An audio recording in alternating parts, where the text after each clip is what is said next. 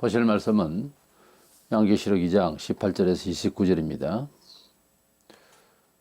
두아디라 교회 사자에게 편지하라. 그 눈이 불꽃 같고 그 발이 빛난 주석과 같은 하나님의 아들이 이르시되 내가 네 사업과 사랑과 믿음과 섬김과 인내를 아노니 네 나중 행위가 처음 것보다 많도다. 그러나 내게 책망할 일이 있노라. 자칭 선지자라 하는 여자 이세벨을 네가 용납하비니 그가 내 종들을 가르쳐 깨어 행음하게 하고 우상의 제물을 먹게 하는도다.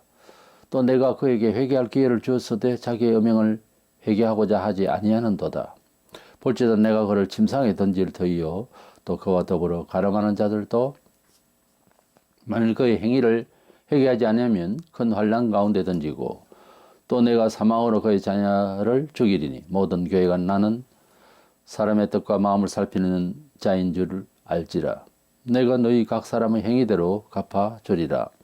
두아디라에 남아있어 이 교훈을 받지 아니하고 소위 사탄의 깊은 것을 알지 못하는 너희에게 말하노니 다른 짐으로 너희에게 지울 것은 없노라. 다만 너희에게 있는 것을 내가 올 때까지 굳게 잡아라. 이기는 자와 그까지 내 일을 지키는 그에게 만국을 다스리는 권세를 주리니 그 철장을 가지고 그들을 다스려 질그릇 깨뜨리는 것과 같이 하리라. 나도 내 아버지께 받은 것이 그러하니라. 내가 또 그에게 새벽별을 주리라. 귀 있는 자는 성령이 교회들에게 하시는 말씀을 들을지어다. 아멘.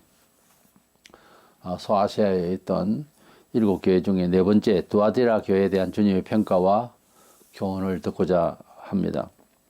먼저는 이 교회는 우리 보통 교회가 하나님의 뜻을 이루기 위해서 가지고 있는 교회의 중심을 온전히 다 충분히 가지고 있던 교회였습니다.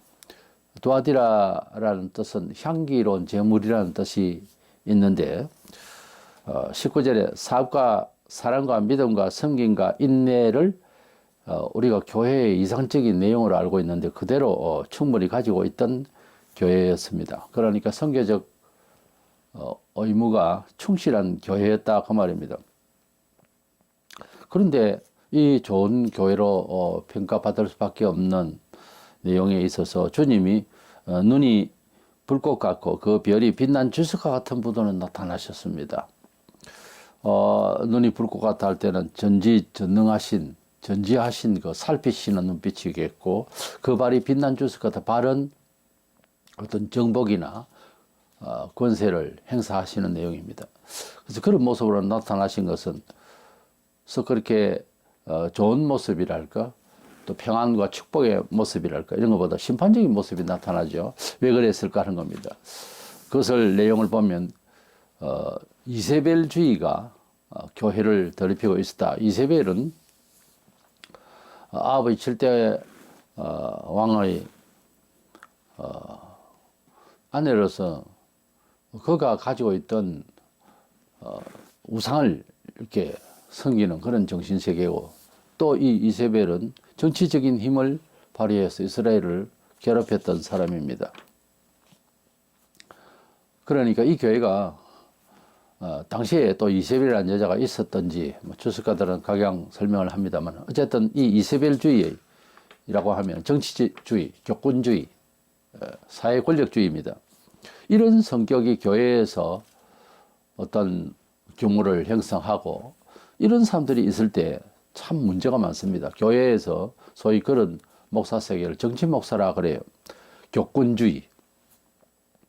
그래서 기득권을 가지고 있는 사람들이 하나님의 온전하신 뜻을 무시하고 지배적으로 이렇게 일을 하려고 할 때 굉장히 문제가 많죠. 이구동성으로 다 그것은 하나님의 뜻이 아니야 해도 권력을 가지고 휘두를 때에 후배되고 또 이제 자식 같은 그런 나이가 차이가 있는 일을 한참 배우고 있는 목회자들은 말을 참 할 수가 없는 그런 지경이 많죠. 그런 일이 우리 기독교 2000년 역사에 아니 우리 한국교회도 지금 상당히 보편화되어 있습니다. 그래서 이 기득권 행사 또는 권세주의, 권력주의 이런 권세주의로 이제 교회를 어지럽히고 순수 교회의 본래 모습을 상실케 하는 이런 일이 들어가면 아무리 열심히 하려고 해도 그 세력에 의해서 그래서 지배적인 그러한 교권주의에 의해서 움직여져야 하는 경우가 발생하게 되는 거죠. 신앙이 떨어지면 이와 같이 세속적인 그런 권세를 부리게 되어 있고, 이스라엘 백성들이 종교가 타락하고 로마가 지배를 했을 때 그 로마의 권세에 의존해서 종교 행사를 하려고 하다 보니까 자연히 메시아에 대해서 인식이 흐려지게 되고, 오히려 자기들에게 해가 되는 그런 0.몇 프로의 사람들만 잘 먹고 잘 살겠다고, 그래서 친로마주의로 세속에 빌붙어서 그렇게 살려고 하니까 수많은 백성들이 고통을 받는 거예요. 이런 현상이 지금 이 교회에서 일어나고 있다는 거죠. 세상 종말에 갈수록 이런 교회가 많이 생길 것을 우리는 우려할 수밖에 없습니다. 왜냐하면 세상은 하나님을 떠나 있는 상태에 있어서는 사상적 체계랄까요? 문화의식이 유물사관에다가 공산주의예요. 그러다 보니까 자연히 권세를 누리려고 그러고 지배하려고 그러고, 이러다 보면 순수 공동체가 받아야 할 공의와 또 선을 상실하게 되는 거예요. 이건 자연적인 현상입니다. 이런 자의 특징은 하나님을 인식하기보다는 현재 상황에 대해서 충실하려고 그런 거죠. 매우 합리적으로. 합리적이다는 말은 어떤 분석을 할 때에는 굉장히 중요한 내용으로 긍정적으로 사용되지만은, 하나님을 믿는 믿음 가운데서 이 사람은 합리적이다 이럴 때는 굉장히 적대되는 내용입니다. 왜냐하면은 합리적으로 생각할 때에 하는 말, 사회적으로 생각할 때 그 말이에요. 모든 객관적인 입장에서 역사의식적으로 생각할 때 보편적인 사회생활을 하는 데 있어서 합리적이다 이 말이죠. 그러나 예수께서 메시아 역할도 그렇지만 사도들도, 그리고 성경의 교훈이 합리적으로 그 한계에 있는 합리적인 이성주의의 이런 생각, 합리적인 것은 결국은 물질적인 것으로 돌아가요. 아닌 것 같아도 우리가 합리적이다 그럴 때에 이상적이다, 플라토닉하다 이런 뜻의 내용과 부합하지 않습니다. 합리적이다는 말은 과학적이라는 거예요. 수학적이라는 말이고, 그리고 이성적으로 논리적이다 이 말이에요. 그것을 넘어서지 않으면 신앙생활이 안 되는 겁니다, 원래. 비합리적인 사람이 되겠다는 것이 아니라, 그래서 신비주의로만 가는 것이 종교라는 것이 아니라, 매우 믿음이 있는 이성 있는 믿음을 가지고서 하나님을 이제 만나야 되고, 또 그렇게 예배하는 사람이 되어야 되는데, 이 합리적이라고 할 때는 세상적 가치를 가지고서 논하려고 하는 이런 태도이기 때문에, 교회 안에 그런 일을 어떤 사안을 놓고 분석을 하고 해석을 하려고 할 때는 기도가 빠지죠. 믿음이 빠지죠. 하나님께 영광이 빠집니다. 우리끼리만 잘 되면 된다는 거죠. 결국은 이것은 교회의 신앙에 해가 되는 거거든요. 그래서 이 교회가 이세벨주의의 이런 권세주의, 또 기득권주의, 이런 정치적인 성향을 강하게 가지고 있어서 교회가 상당히 믿음으로 살아나가기 어려운 지경이 되어버렸다는 거예요. 충성도 있고 믿음도 있고 인내도 있고 참 잘하고 있었는데, 이게 들어와 가지고 문제가 이제 이야기가 된 거예요. 이런 자들은 이렇게 성경에 있는 하나님의 말씀의 사상을 세속적으로 이해하고, 그렇게 아주 똑똑하게 분석을 하면서 하나님의 궁극적인 축복과 기적과 은혜의 내용을 상실해버리는, 이것이 이제 19세기 들어오면서 신학적으로도 그렇게 연구의 말하자면 사유의 체계가 합리적이 되어버린 거예요. 합리적 플러스 심리주의, 환경주의, 심지어 이렇게 되다 보니 사회 정치주의, 이런 식으로 되다 보니까 지금 문제가 되고 있는, 일찍부터 문제가 되고 있는 WCC와 같은 이런 사상 체계를 가지고서 교회 복음을 대변하려고 하는, 이건 말이 안 되는 거예요. 그래서 말세가 되면은 차츰차츰 이 세상은 우리가 희구하는 그런 좋은 세상이 아니고 거짓된 사상이 보편화되고, 그것이 상식이 되어버리고, 그리고 종교도 통합되어서 기독교의 특징이 사라지고, 그 가운데 적그리스도가 이 세계를 지배하게 될 때에 사실은 세계 역사는 종교 역사를 할 만큼 종교 때문에 전쟁도 많이 일어나고 그런 경우가 많이 있죠. 근데 말세가 되면은 적그리스도의 오른팔이 될 수 있는 세계 종교 연합 단체의 주도자가 되는 거짓 선지자가 나타날 겁니다. 그 사람의 능력은 대단할 거예요. 하늘에서 불이 떨어지면 떨어지고 큰 대형 집회에서 마지막 때에 나타난 선지자다. 이렇게 이구동성으로 말할 수밖에 없는, 지금도 마찬가지로 유명한 목사다 어떻다 지명도가 높은 사람들이 나중에 이단이 아니다, 이단이 맞다, 시비하다, 나중에 보면 결국은 이단이고, 왜 이런 일이 벌어지나 하면은 워낙에 평신도들이 믿음이 간절하지 아니하고 학습이 안 되다가 보니까 그렇게 영적으로 시험을 받은 거예요. 지금도 수많은 거짓된 목사와 사이비가 많습니다. 근데 신자들이 몰라요, 그걸 잘. 그러니까 통째로 한국교회가 지금 정상이냐 이렇게 묻는다면 비정상이에요. 완전 비정상이에요. 과거에 부족하다, 뭐 연약하다 그런 차원이 아니라니까요. 완전 사상이 지금 하나님의 말씀의 중심에서 벗어나서 그야말로 아주 합리적으로 해석하고, 그걸 조금 좋게 말해서 복음주의라고 그래요. 그렇게 이제 해석한 나머지 기복주의로 나가게 되어버려가지고 수십 년째 지금 한국교회가 병을 앓고 있습니다. 정상이 아니에요. 거기다가 세속적인 그런 사상의 흐름에 발맞춰서 교회가 춤추고 있고, 아주 목사를 쳐다볼 때에 마귀 같은 사람들도 많이 있어요. 이것을 깨닫고 살아야 된다는 거죠. 평신도는 전문성이 없기 때문에 목사가 책임을 지고, 그래서요, 참 역설적인 말이지만 목사가 구원받기가 어렵다 할 정도로 굉장히 위험한 직업이 목사입니다. 목사의 고독은 뭔가 하면은 사람들에게 좋게 하면 하나님 말씀에 벗어날 가능성이 많고요.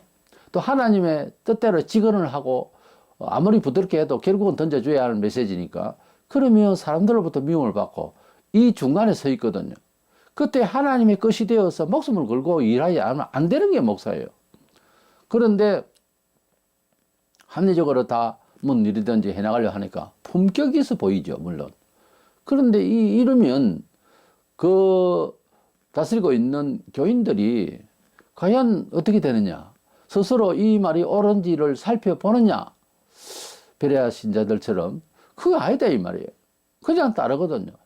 마음에 그런 여유도 없는 사람들이, 현대인들이 감각이, 종교적인 입장에 있어서는 굉장히 가정마다 아주 중차대하게 생각을 하고 깊은 사유를 가지고서 선택을 하고 이래야 되는데, 목사가 그렇게 가볍게 하니까 뭐 타 종교도 구원이 있는 것처럼 이야기하고 이렇게 돼버리면은 참 하나님 뜻을 벗어날 수가 있다 이거죠.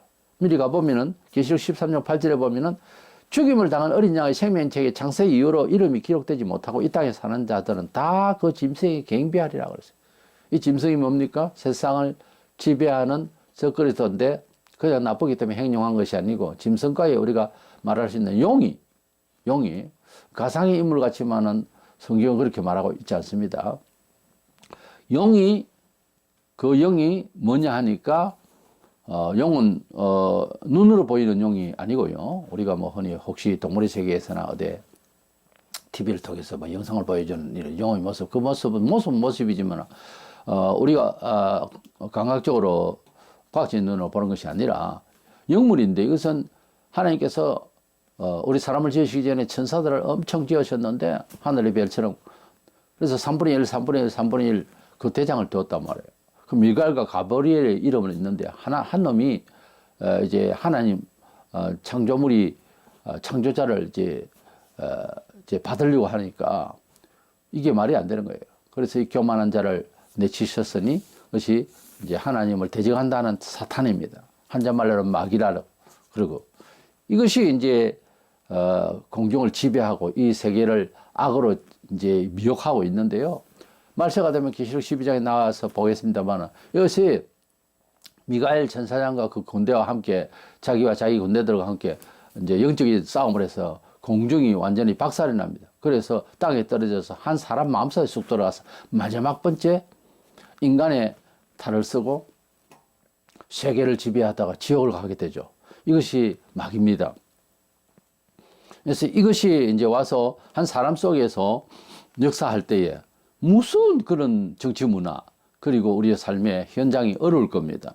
그렇지 않아도 온 자연의 파괴와 이런 일들이 막 벌어지게 될 것인데, 그렇게 이제 무섭게 이렇게 지배할 때에 하나님을 섬기기가 얼마나 어려운지 이 사람이 가지고 있는 세력과 그런 정치적인 공작과 그리고 그 선지의 능력 앞에서 다 무너진단 말이에요. 사람이 문화에 의존하고 이러면은 나는 이렇게 살아도 문화적으로 뭐 시험 받아서 예수 안 믿는 일은 없을 거야 싶어져. 안 그렇다니까요. 사람 마음이라는 게 건수를 달면은 뭐 얼마 안 돼요, 정말. 하나님께서 늘 보호하시고 건져주시고 함께 하시지 않으면은 그냥 넘어갑니다, 사람은. 아무도 책임 안 져요. 우리가 믿었던 사람이 큰 배신을 하거나 믿었던 사람이 큰 사고를 낼 때에 그럴 줄 알았다든지, 그런 식으로 이제 잘못할 사람이 우리한테는 그렇게 잘못했느냐, 이렇게 말하지만 안 맞는 말이에요, 그게. 미리 믿을 수 없는 사람으로 이해하면 그 사람이 어떤 사고를 내고 그 사람이 착오를 내면 역시 이 사람도 연약함이 있었다는 것이 맞다. 이렇게 미리 생각했던 것이 이해시키기 때문에 분노할 이유가 없어요. 그렇게 비판하는 당신은 그럼 잘해요. 그러니까 사람이 이 사람은 절대 믿을 수 있어. 이런 사람 하나도 없어요. 하나님이 함께 하시는가 안 하는가, 하나님이 지금도 내일도 함께 하실 만한 사람인가, 이거를 봐야 되는 거예요. 아무리 사람이 좋게 보여도 다 나중을 가면 배신을 하고 그럴 수가 있습니다. 이래서 사람 좋다, 돈 많다, 집안 좋다, 그요 다 믿을 수 없는 거예요. 든든한 은행 자빠지는 거 보세요. 똑같은 겁니다. 든든한 정권의 회사 그냥 넘어가지 않습니까? 우리가 실제 경험하고 있는 것 아닙니까? 믿으니까 의존했는데 박살이 날 때 아무것도 못 건지는 겁니다. 사람은 믿을 대상이 아니고 구제의 대상이고 긍휼히 할 대상이고 그렇습니다. 잠깐 좀 서로 소통이 되지만 그걸로 전부로 생각하면 안 된다고 말해요. 사람은 제 고향에서 진해 쪽에서 선행상을 받아가지고 상을 받은 아들이 있었는데 그 부모 효자상이었어요. 그런데 그 부모를 또 죽였어요, 나중에. 그게 신문에 나서 굉장히 충격이었어요. 나는 그 얘기를 듣고 보고 너무너무 놀란 거예요. 이럴 수가 있는가 하는 거예요. 70년 초에 그런 일이 있었어요. 우리가 지금도 얼마든지 그럴 수가 있죠. 부모니까 병원에서 이제 뭐 보조를 하고 간호를 하던 자식 혹은 부모, 그랬을 때에 끝까지 못 가지 않습니까? 자신이 뭐 자살을 하든지 부모를 죽이든지 자식을 죽이든지 이런 일이 지금 계속 일어나고 있지 않습니까? 사람은 안 됩니다. 끝까지 간 것 같지만은 그 자리에서도 또 위하여 기도하고 항상 의심하라고 말이 아닙니다. 사람의 한계를 이해하라고 말해요. 그래야 충격이 덜해요, 나중에. 이해할 수 있고 눈물로 기도할 수 있고 이럴 수 있는 거예요. 그런데 그것이 안 된 사람은 돈을 의지했든지 자리를 의지했든지 사람을 의지했든지 너무 세상적으로 의지해버리면 충격이 심한 거예요. 때문에 자기 자신도 믿지 말고요. 남도 그렇게 이제 도의적으로 믿지 마라 그 말이 아니고 영적으로는 신뢰할 수 있는 데서는 아니에요. 하나님이 늘 함께 하시고 나와도 함께 하시고 그대와도 함께 하시는 것을 빌고 의존하는 이것이 중요합니다. 말세가 되면은 사람들이 적그리스도에 경배할 사람들이 의외로 예수 안 믿는 사람은 또 당연히 그렇다고 치고, 왜? 전혀 뭐 세상에는 소망이 없잖아요. 먹고 살아야 되잖아요. 한마디로 말하자면 그러니까 살기도 굉장히 어려워질 거거든요. 앞으로 문화가 좋아질 것 같습니까? 살기 어려워요. 매년 그런 소리 하지만 살기 어려워요. 계속해서. 물질이 있어서 쉽다? 그렇게 안 됩니다. 있어도 내 것이 안 되는 상황이 온다고요. 꼭 강도가 와서 도둑이 와서 가져가서가 아니라 상황이 지금 그렇게 되고 있잖아요. 지금 현실이. 그때는 세상을 의지하기 위해서 좀 더 조건이 좋게 이렇게 정치하는 적그리스도를 따를 수밖에 없는 거예요. 왜? 세상에 소망밖에 없으니까. 그러나 그리스도인들은 눈을 열고 이건 상황이 아니다. 이러면은 눈에 잡히는 거 없고 현재 굶어 죽겠고 상황이 그래도 하나님 나라를 큰 소망을 안고 있기 때문에 이 하나님 영원한 세계에 대한 새 예루살렘 성에 입성할 것을 생각하면서 인내를 다하는 거죠. 진짜 그때는 목숨 걸고 믿어야 됩니다. 지금도 마찬가지예요. 그런 정신을 믿을 때에 우리에게 은혜를 주시는 하나님이라는 것을 알고 살아야 됩니다. 그리고 이 교회에 주님께서 회개치 않아서 주님이 어떤 면에서 분노가 나셨어요. 이 세 번째 생각으로서 회개를 하지 않으면은 첫 번째 병도 들어오고 또 그렇게 사업도 망하게 되거나 여러 가지 어려움이 오는데도 말을 안 듣면 사망까지 내리시는 하나님이시다라는 겁니다. 우리가 보통 사람은 다 인간의 죄를 불신자라도 약간은 뭐 정확하게는 아니라도 인간의 죄스럽다 그렇게는 알고 있어요. 어떤 한계를 느끼면서. 그런데도 회개를 안 한단 말이에요. 그 회개를 한다는 게 어떤 종교에 기여하는 거죠. 이런 저런 곳에 가서 빌고 나는 약하니 도우소서 이러고 있는 것 모습이 종교의 시작이요. 죄와 죄의 행물 때문에 오는 불안감 때문에 시작하는 거예요. 원래는 종교가 잘 먹고 잘 살고 걱정도 없으면 종교를 안 가지려고 그래요.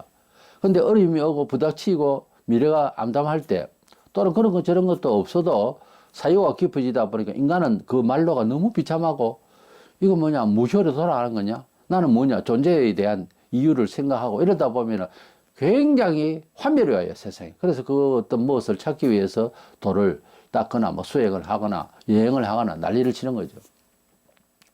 여행을 좀 많이 안 하면 안 되겠다는 사람이나 어떻게 종교에 기여하거나 하는 것은 같은 선상에 있는 이야기입니다. 영혼에 안정감이 없어요. 방황이죠, 일종의. 욕심을 꼭 채워야 돼. 뭘 보러 나가야 되고 빚을 내서라도 여행을 가야 되겠다는 것은 어떤 영혼의 감각을 좀 더 채우겠다, 필요를 채우겠다는 것밖에 없습니다. 그 바가 뭐 할 건데요?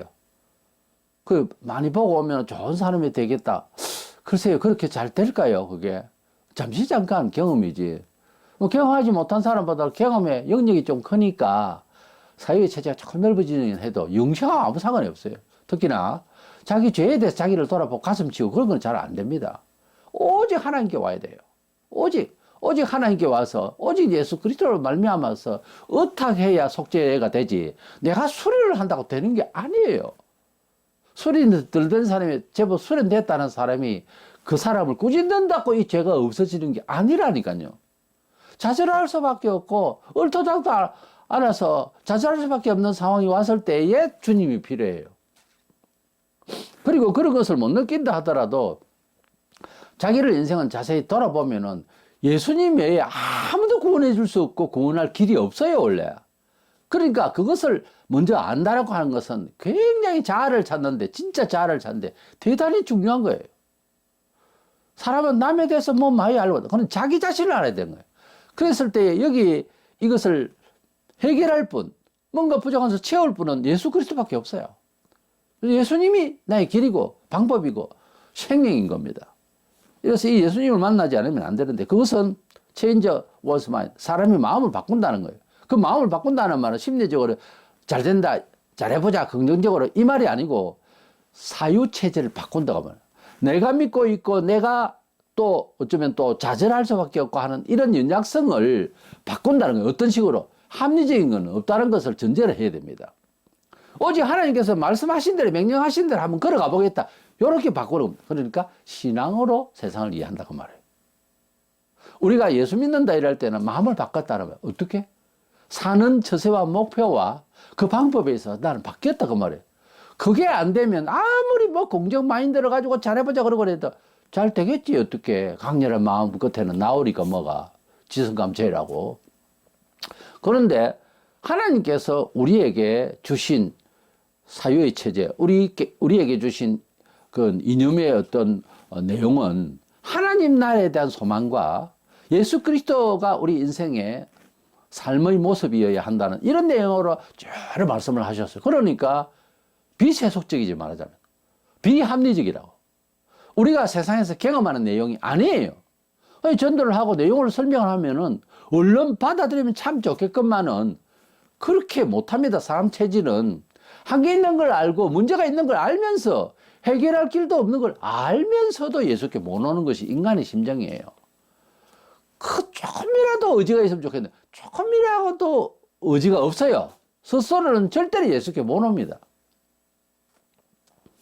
그러면요, 복음을 전할 때 하나님께서 오게 하여 주지 않으시면은 아무도 주께로 갈 수가 없어요. 성경에 주님이 그렇게 말씀하셨고 실제 전도를 하고 선교적으로 모든 데이터가 그렇습니다. 마음대로 안 된다는 거예요, 이것도. 그러니 참 인간의 운명이라는 게 태어나서 뭐 색깔이 다르고 집안이 다르고 환경이 달라도 인생이 죽음을 향해서 7, 80년 생애를 살아가는데 그것도 다 못 살고 죽는 사람이 수도 없이 많고, 근데 사후에 이게 죄를 자기가 얼마나 안고 있는지도 모르고 사는 거예요. 나만 잘하고 남에게 해 안 주면 죄가 없는 것도 아니에요. 성경적으로 보면은 꼭 아이가 부모가 먹여주고 떠먹여주고 먹고 놀고 그러다가 죽었다 하는 거 비슷한 거예요. 마음은 아프지만 자식을 생각하면은 나쁜 놈인 거예요. 부모 앞서가고 그렇게 애를 먹고 그렇게 키워놨는데 20대 청춘이 자살하고 죽었다든지 그냥 교통사고로 죽었다든지 병이 들어서 죽는 것도 부모로서 마음이 아프지만은 그 감사를 제대로 표현도 못하고 죽는 자신도 잘못된 거죠. 뭐 우리 인간에 그렇게 생각할 수 있잖아요. 하나님께서 만물을 주시고 하나님께서 우리 몸을 나게 하셨으면은 또 키워줬으면 여러 사람을 통하여 부모로부터 시작해서 사랑을 받고 컸으면은 최소한 은혜를 받은 반응은 있어야 될 거다. 가만히 나만 먹고 가만히 나만 살다 간다. 난 죄를 안 지었다. 안 그래요. 안 그래요. 사람이 열심히는 살았지만 나눔이 없었다든지, 받은 바 그냥 먹고 살고 열심히 일을 했지만은 그 다음에 나눔도 하나도 없고 좋은 뜻으로서 어떤 배품도 없고 그렇게 살아본 기여도도 없고, 그렇게 비슷한 사람 중에서도 기여도가 있고 정말 필요한 작은 빛이 되었던 이런 사람들이 수없이 많을 때 그 앞에 서보세요. 안 부끄럽겠습니까?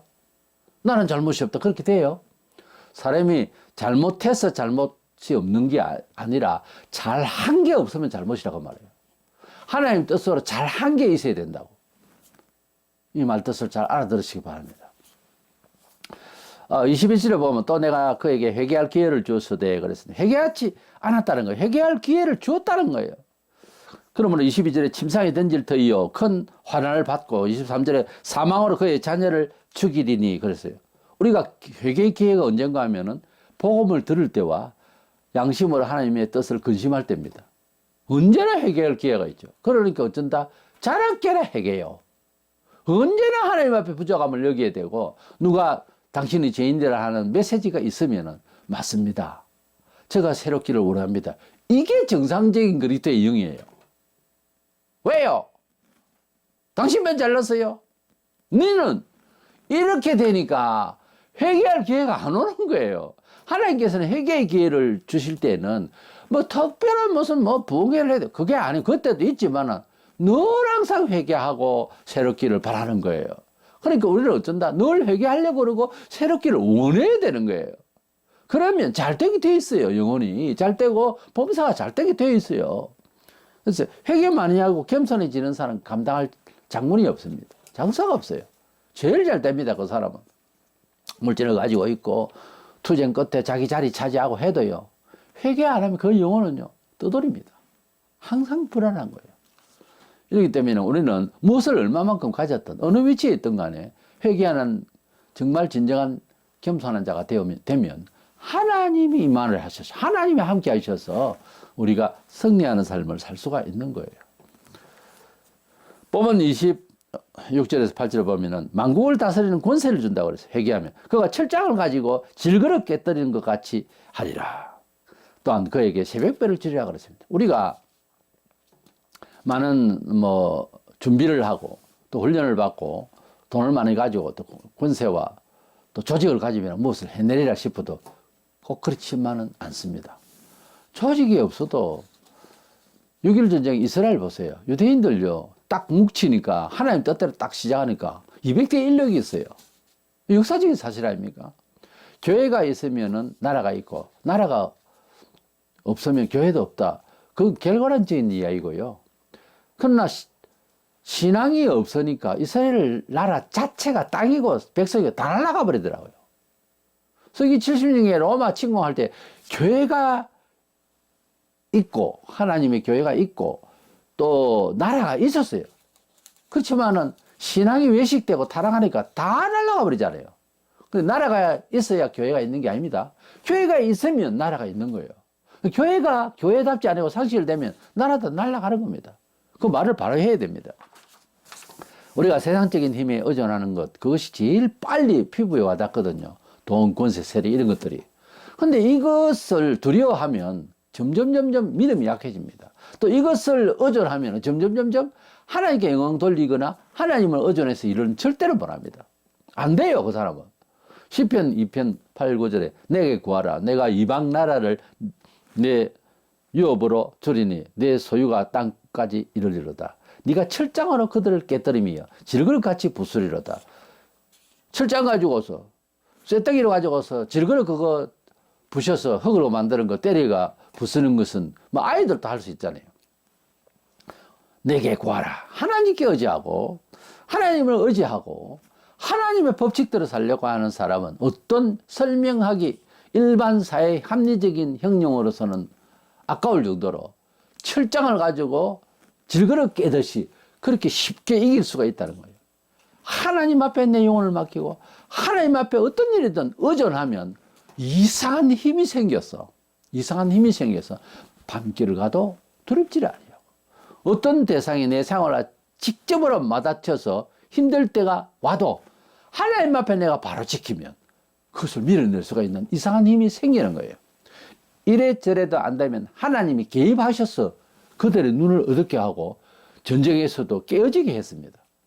그만큼 하나님은 말씀하신 대로 역사하시니까 제발 우리는 하나님께 의존하고 경제, 어떤 권리, 어떤 사건, 모든 일에 있어서 하나님께 의존하는 마음으로 살면 우리는 반드시 하나님이 지켜주시고 우리에게 힘을 주실 뿐만 아니라 주께서 또 역사하심이 계셔서 이래서 승리가 되는 것입니다.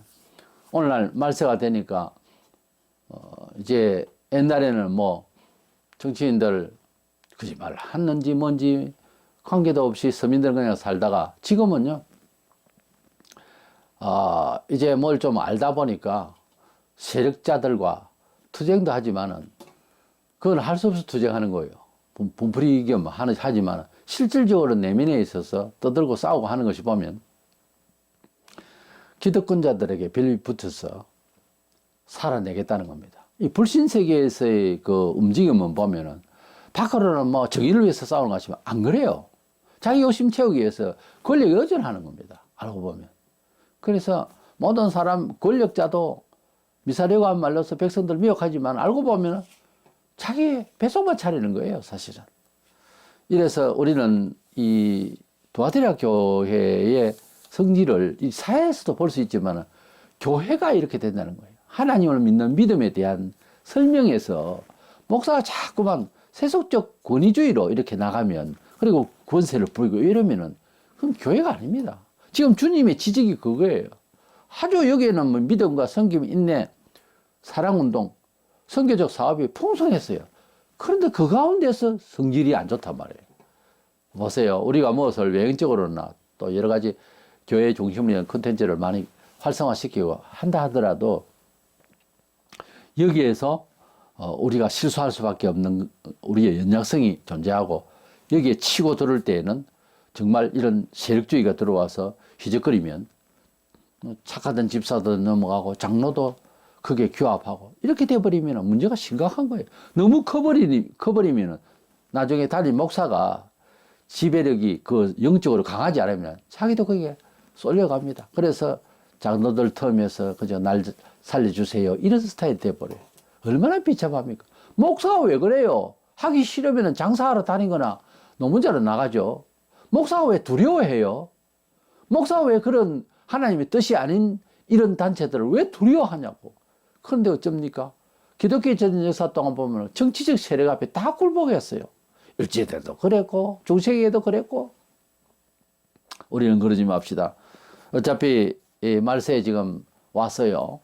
어차피 일어날 현상은 교회가 정치화되고 세속화되고 안이 많이 되었고 이런 상황에 우리가 맞닥뜨렸습니다. 이때는 우리 하나님 나라의 산 소망, 천국 소망을 더 강화하고 정말 우리 믿음을 잘 옷을 깨끗하게 빨아서 입고 회개하고 주님 나라 들어갈 준비를 하는 마음으로 살면 웬만한 일에는 순교까지 안 가도 다 승리하게 되어 있어요. 하다못해 나중에 순교하면 되는 거죠. 이래서 이 두아티라 교회의 권세주의 이런 거 본받지 말고 오직 믿음으로 우리의 왕은 하나님이시고요. 만왕의 왕이신 하나님만 왕으로 섬겨야 됩니다. 이래서 나의 왕 나의 주는 하나님이시다. 나의 주 나의 하나님 나의 왕은 만왕의 왕은 예수님이시다. 이 마음을 품고 세상의 왕 세상의 권세에 주눅들지 않기를 바랍니다. 이래서 우리가 힘 있는 성도로서 승리하기를 주의 이름으로 축원합니다.